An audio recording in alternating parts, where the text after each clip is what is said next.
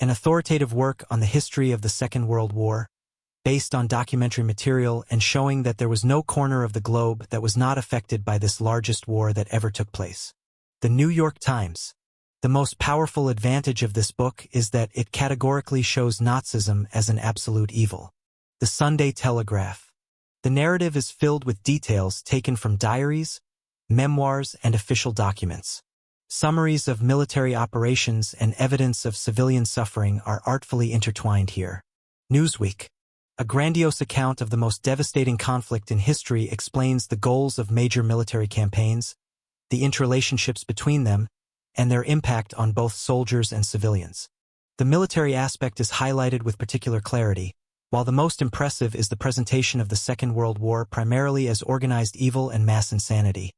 A deadly virus that originated in Berlin and Tokyo, which infected victims on a global scale. Publishers Weekly. Along with Gilbert's work on the First World War, this classic book has a place on every bookshelf. Northern Echo.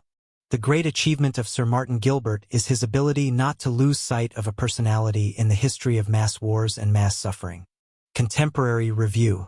One German invasion of Poland, September 1939. The Second World War was one of the most devastating conflicts in human history. Over 55 million soldiers and civilians died, many of them under terrible circumstances. During the 2,174 days of the war, between the German attack on Poland in September 1939 and the Japanese surrender in September 1945, the names and faces of the vast majority of those who were killed in action or in the rear were familiar to only a few who knew and loved them. In many cases, the number of which may also reach millions, even those who could remember the victim years later also died. Not only 55 million were destroyed, but all the dynamic lives and livelihoods that they inherited and could have passed on to their descendants. Work and joy, struggle and creativity, education, hope and happiness. There are millions of victims of this war on the pages of this book. Many of them are known by name, but the legacy of unknown men, women and children is even more bitter. There is also a place for courage on these pages. Soldiers, sailors and pilots, partisans and resistance fighters, the courage of all those who were sent to their deaths hungry, naked, without strength or weapons. Who was the first victim of the war that claimed 46 million lives? He was an unnamed prisoner of one of Adolf Hitler's concentration camps, most likely an ordinary criminal. To present Germany as an innocent victim of Polish aggression, the Gestapo dressed him in a Polish uniform, transported him to the German border town of Gleiwitz and shot him on August 31, 1939, faking a strange Polish attack on a local radio station. The next morning, when German troops began advancing into Poland, Hitler cited as one of the reasons for the invasion an attack by regular Polish forces on the transmitter in Gleiwitz. In honor of the SS chief who helped plan the Gleiwitz deception, the operation was codenamed Himmler. On the same evening, on August 31st, the Soviet Union won a battle with the Japanese on the Soviet-Mongolian border, where Soviet troops under the command of Commander Zhukov finally suppressed the resistance of the 6th Japanese Army at Kokon-Gol. As soon as one war ended, another began, which went down in history as World War II. The German invasion of Poland on September 1, 1939, did not repeat the tactics of the First World War of 1914 to 1918. Then the infantrymen approached each other until they ran into a line of trenches, and then launched a series of attacks against a well-fortified enemy. Hitler's method was Blitzkrieg, the lightning war. At first, air attacks without warning destroyed a significant part of the air force of the defending side on the ground. Then the bombers hit roads and railway communications, assembly points, ammunition depots and civilian centers of the defenders, causing confusion and panic. Then the dive bombers searched out the marching columns and subjected them to incessant bombing, while pouring machine gun fire on civilian refugees who were trying to escape from the approaching soldiers, which caused chaos on the roads and further complicated the further movement of the defenders. At the same time as the air blitzkrieg, a land blitzkrieg developed. First, in the form of a wave of motorized infantry, light tanks and mechanically propelled artillery, advancing as far as possible. Then heavy tanks had to penetrate deep into the countryside, bypassing cities and fortified points. When heavy damage had been inflicted and a significant area had been traversed, the area that the German troops had already penetrated was to be occupied by infantry supported by artillery. They had to deal with the remaining resistance and connect with the mechanized units of the initial strike. 24 hours after the German attack on Poland, the official communiqué of the Polish government reported that 130 Poles had been killed in air raids on Warsaw, Gdansk, and several other cities. 2 German bombers were shot down and 4 miraculously escaped occupiers were detained, the communiqué reported. When a formation of 42 German aircraft appeared over the eastern part of Warsaw on Friday evening, people were watching an exciting aerial battle over the city center. A fire engulfed several buildings. A hospital for mentally retarded Jewish children was bombed and collapsed. German invasion of Poland, September 1939. On the morning of September 2nd, German planes bombed the railway station in the town of Kolo 1. There was a train at the station with civilian refugees who were evacuated from the border towns of Yaryczina and Krotoszina. 11 of them died. The purpose of Hitler's attack on Poland was not only to regain the territories lost in 1918. The Führer also intended to establish German power over Poland. To do this, he ordered 3 regiments of the SS Death's Head Division to follow the infantry and implement measures in the German rear to maintain law and order and security. The commander of the Death's Head Division, Theodor Eicke, explained the essence of these measures to his officers who gathered on the first day of the war at one of their bases, the Sachsenhausen concentration camp. To protect Hitler's Reich, Eicke said, the SS would have to take into custody and destroy any enemy of Nazismus comparable to the absolute and unrelenting brutality that the Death's Head regiments had learned in concentration camps. These words, full of bad omens, soon turned into actions within a week of the German invasion of Poland. Almost 24,000 officers and soldiers of the Death's Head regiments were ready to begin their tasks. On board one of the wagons that was carrying German soldiers to the east, someone wrote in white paint, "We are going to Poland to beat the Jews." The victims of this war behind the front line were not only Jews, but also Poles. 2 days after Eicke instructed the Death's Head regiments, Heinrich Himmler informed SS Obergruppenführer Udo von Wersch that he should carry out a radical suppression of the nascent Polish insurgency in the newly occupied regions of Upper Silesia. The word radical was a euphemism for ruthless. Entire villages were burned to the ground. In Truskali, on September 3rd, the Germans surrounded and shot 55 Polish peasants, among whom was a 2-year-old child.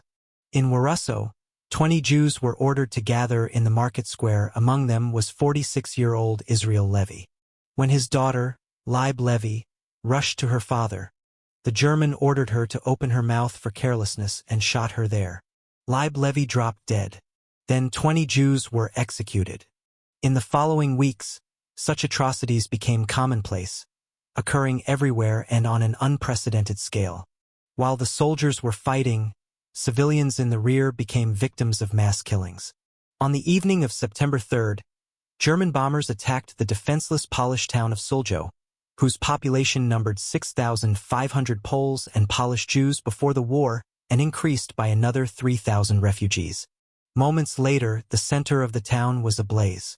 When thousands of people rushed to nearby groves in search of safe shelter, German planes opened machine gun fire at low-level flight. While we were running towards the forest, recalled one little boy, Ben Helfgott, people were falling, people were burning. That night, the sky was red from the burning city. On September 3rd, Great Britain and France declared war on Germany. The immediate goal of the German High Command, Hitler told his commanders, remains the rapid and victorious completion of operations against Poland. At 9 o'clock in the evening of the same day, the German submarine U-30 under the command of Julius Lemp torpedoed the British passenger liner Athenia, mistaking it for an armed ship. The Athenia sailed to Montreal from Liverpool before Britain declared war, with 1,103 passengers on board. Of the 112 passengers who died that night, 28 were U.S. citizens, but U.S. President Franklin Roosevelt emphasized in a radio address to the American people, "Let no man or woman speak thoughtlessly or erroneously about America sending its armies to the fields of Europe. At the moment, a declaration of neutrality from America is being prepared." Confident of a quick victory, Hitler left Berlin on the evening of September 3rd on a special America train, in which he was to spend the next 2 weeks watching episodes of his first military triumph and accepting congratulations. Meanwhile, The British government began dropping anti-Nazi propaganda leaflets over Germany as part of its West Wind 14 plan. On the night of September 3rd, 10 aircraft carried 13 tons of leaflets across the North Sea and the German borders to drop them over the Ruhr. 6 million pages that told the Germans, "Your rulers have condemned you to slaughter, poverty, and hardship in a war they cannot hope to win." The first British bomber raid on Germany occurred on September 4th, when German troops continued to advance deep into Poland under the cover of the dominance of their air forces. On that day, 10 Blenheim bombers attacked German ships and naval installations in Wilhelmshaven. They did not cause serious damage to the ships, but 5 planes were shot down by German anti-aircraft guns. Among the British dead was Flight Lieutenant H.B. Lightoller, whose father Charles was a senior British officer who survived the sinking of the Titanic on the eve of the First World War. The news of the raid against German ships boosted British morale. We could even make out the laundry that was hanging on the ropes, the first lieutenant who led the attack told British radio listeners. When we flew over the ship, he added, we saw the crew running towards the fighting positions. We dropped bombs. The co-pilot, who was flying from behind, noticed 2 hits. The first lieutenant and the reconnaissance pilot were awarded the Distinguished Flying Cross. The British pilots were ordered not to endanger the lives of German civilians. At this stage of the war, such orders not only seemed morally correct, but also quite feasible. The German commanders did not give them away. "A brutal guerrilla war has begun everywhere," wrote German Quartermaster General Eduard Wagner on September 4th, "and we are ruthlessly burning it out. We will not negotiate. We have already appointed emergency tribunals, and they are constantly working. The harder we hit, the sooner peace will return." The blows rained down from both land and air. On September 4th, over 1,000 Poles were killed in Bydgoszcz, including several dozen teenagers between the ages of 12 and 16. They were lined up against the wall in the market square and shot. At the entrance to Piotrkow on September 5th, the Germans set fire to dozens of Jewish homes, and then shot dead those who tried to escape from the burning buildings. Entering a building that had escaped the fire, the soldiers took out 6 Jews and ordered them to flee. They shot 5 of them, and the 6th, Bunim Lebel, later died of his wounds.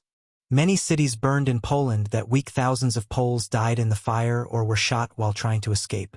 2 wars were raging simultaneously.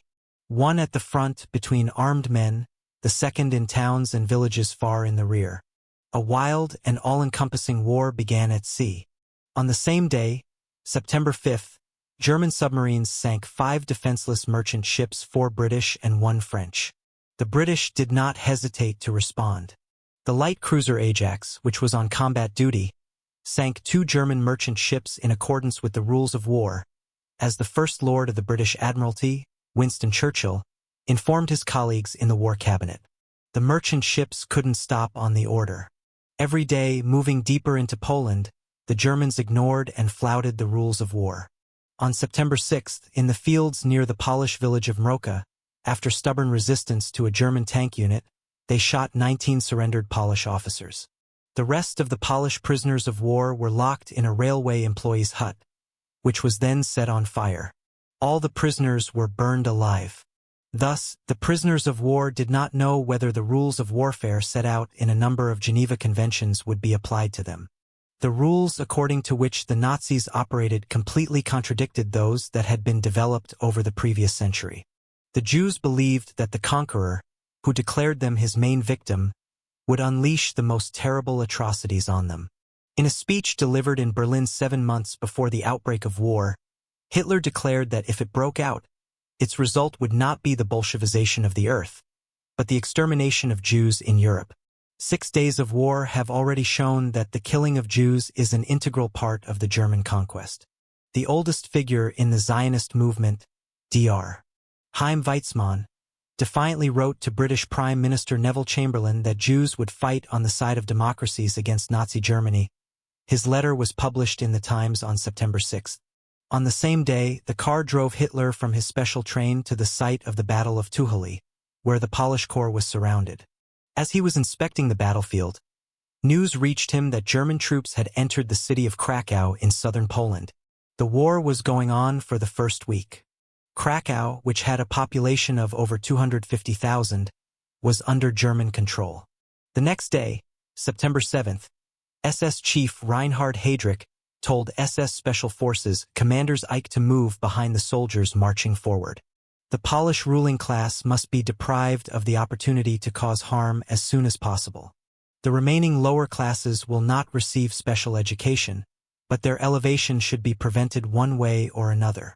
Eicke personally directed the work of SS units from Hitler's headquarters train, and it was on the train on September 7th that Hitler told the commander-in-chief of the army, General von Brauchitsch, that the army should refrain from interfering in SS operations. These operations were carried out continuously.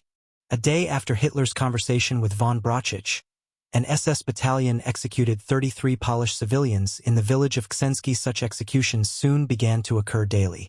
Hitler's entourage quickly understood what he meant. On September 9th, Colonel Eduard Wagner discussed the future of Poland with the chief of the General Staff of the Nazi Army, General Halder.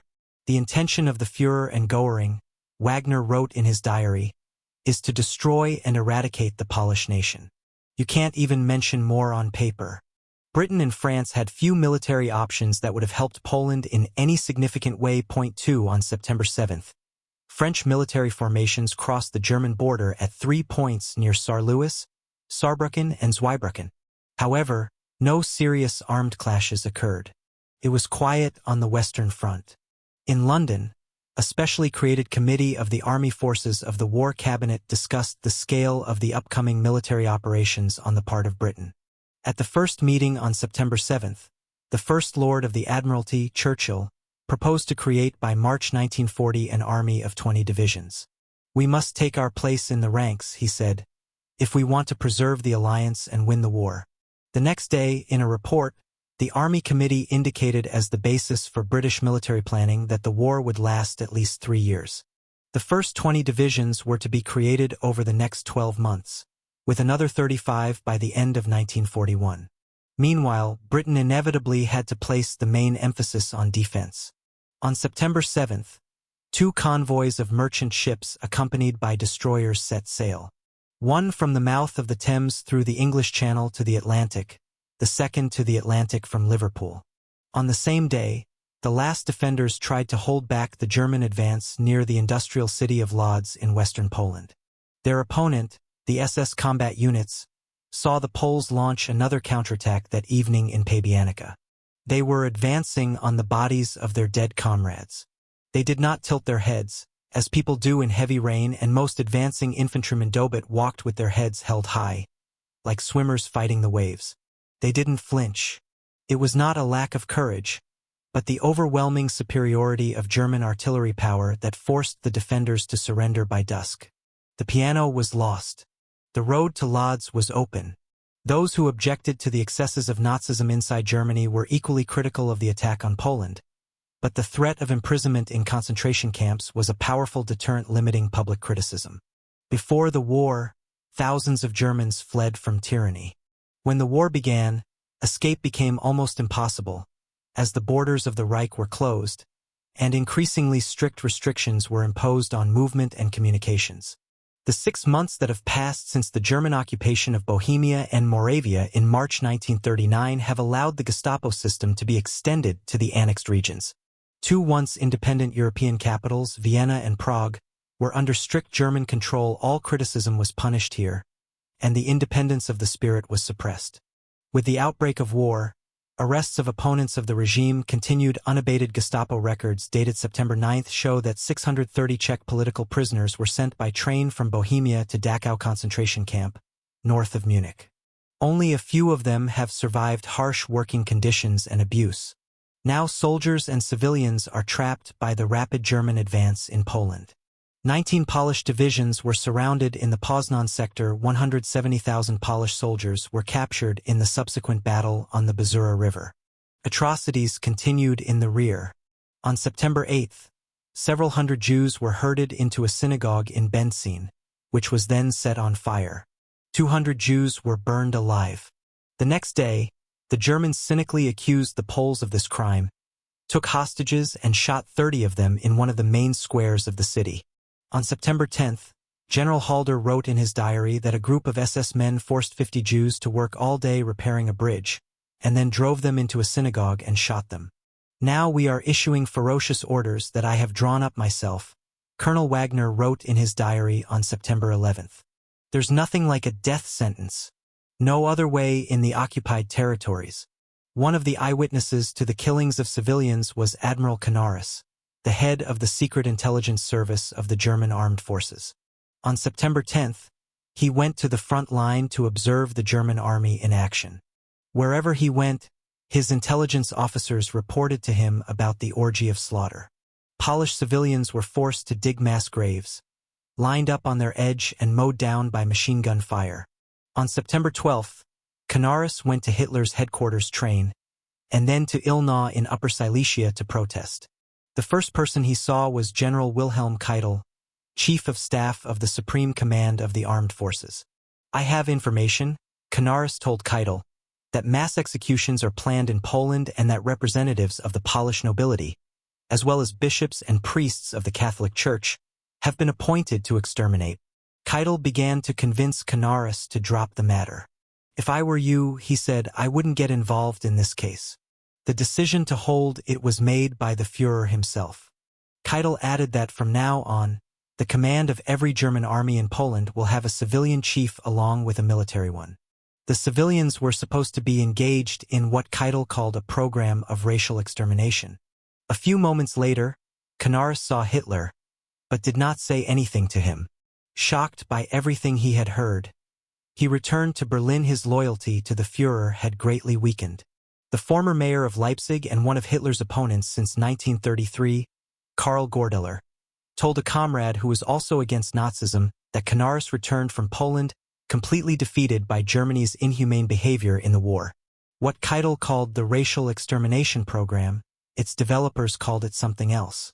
On September 13th, a day after Canaris' visit to Hitler's train, Einsatzgruppe 3, formed from the Brandenburg Regiment of the SS Death's Head Division, began carrying out disinfection and security measures.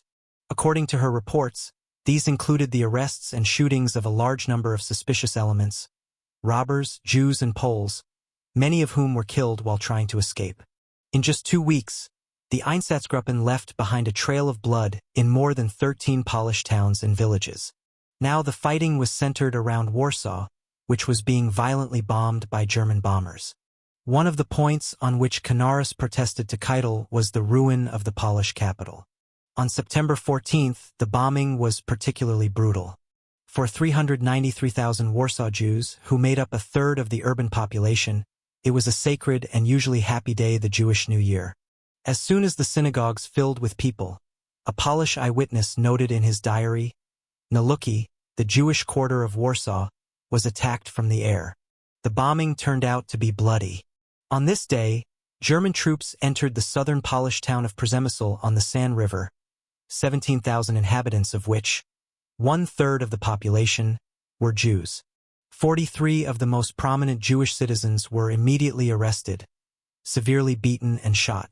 Among them was Asher Gitter, whose son, like many other sons of Polish Jews, emigrated to the United States, hoping that one day his father would join him.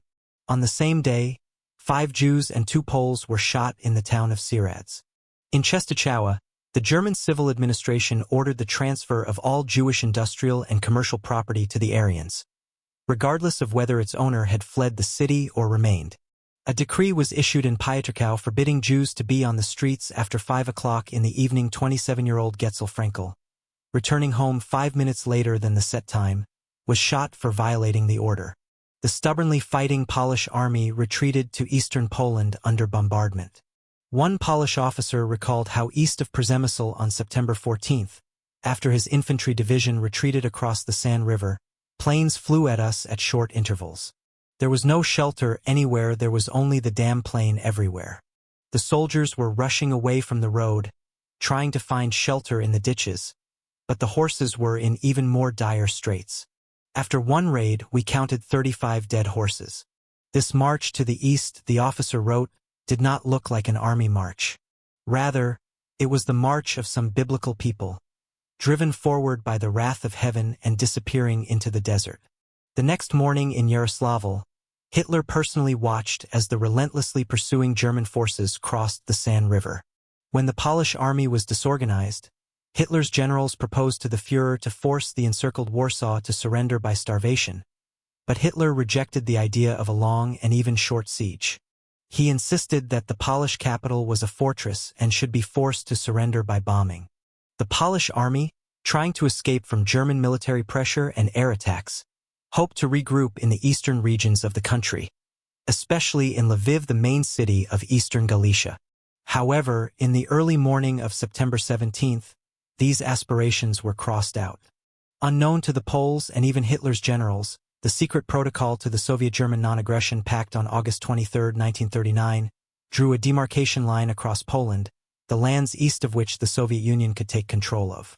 On September 17th, Chairman of the Council of People's Commissars and People's Commissar for Foreign Affairs of the USSR V.M. Molotov, in a statement made in Moscow, announced that the Polish government had ceased to exist. As a result, he said, Soviet troops were ordered to occupy eastern Poland. The Poles, who were so desperate to defend themselves from the German massacre, had no means left to resist effectively. 2 Soviet army groups were now advancing towards the demarcation line. 100 kilometers before it, they met German troops, who fought their way to the eastern regions of Poland at considerable cost. The Germans retreated, handing over the Polish soldiers they had captured to the Soviet troops. In Lviv, it was the Soviet general who ordered the Polish troops to lay down their arms. 3 They did so, after which they were surrounded by the Red Army and went into captivity. Thousands of Poles were captured by the advancing Soviet forces. Other Poles surrendered to them in order to avoid the risk of falling into German hands. The fighting continued in Warsaw, and the continuous bombing inflicted heavy civilian casualties. That same night, the British suffered their first naval disaster in the Atlantic Ocean. The death of 518 sailors aboard the aircraft carrier Courageous, torpedoed off the southwestern coast of Ireland by the German submarine U-29 under the command of Lieutenant Schuhart. Admiral Donitz, commander of the German submarine fleet, noted this amazing success in his diary. For Churchill, the First Lord of the Admiralty, the death of the ship was a terrible reminder of the dangers of naval warfare, because during the First World War, Winston had already seen how much German submarines could undermine Britain's supply of food and resources. In Britain, the fate of Poland caused concern to those who saw that the 2 Western allies were unable to take any serious countermeasures. Poor devils, an Englishman wrote to a friend in America on September 18th.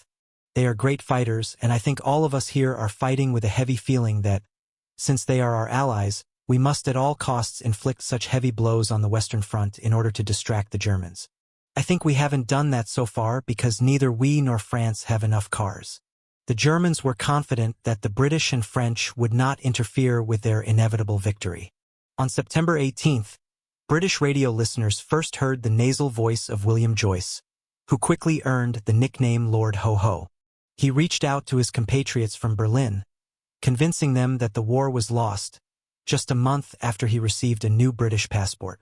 A little north of Berlin, in the Sachsenhausen concentration camp, on September 18th, Lothar Erdmann, an outstanding German journalist, was brutally beaten until 1933 in response to brave protests against the mistreatment of prisoners. He was a former trade union activist. He suffered severe internal injuries, from which he died on the same day. The defenders of Warsaw refused to submit to the German force. A Polish doctor, who was looking for medicines in one group on September 18th, found some medicines in a warehouse that was already under German fire. There was also a German male spy in the basement who had been living in Poland for the past 12 years. He was caught with a miniature transmitter. He was sending messages to the headquarters of the German forces besieging the city. After a few formalities, the doctor noted, he was sent to the next world with greetings to Hindenburg. By September 19th, Warsaw was under artillery fire for 10 days in a row. So many Poles died as a result of air and artillery attacks that city parks had to be turned into cemeteries. Polish forces stubbornly tried to hold the city perimeter. Several German tanks too far into the suburbs were disabled. The Poles captured German soldiers who approached too close, but the bombing continued continuously. This morning, the police chief wrote in his diary on September 19th, "A German bomber dropped a bomb. It hit a house near my property, which I turned into a temporary prison for about 90 Germans captured in the fighting last night. 27 of them died." While Warsaw was bleeding under the bombing, the first British troops landed in France, the Army Corps. However, they were not faced with the task of acting in any way. The Western Front remained entirely defensive, quiet and passive. Meanwhile, north of Warsaw, Hitler triumphantly entered the free city of Danzig, which was torn away from Germany at the insistence of the victorious powers as a result of the First World War. The crowd that greeted him was in hysterical glee. It was like this everywhere. Rudolf Schmundt, Hitler's chief adjutant, told one newcomer to the Führer's headquarters, in the Rhineland, in Vienna, in the Sudetenland, and in Memel, "Do you still doubt the Führer's mission?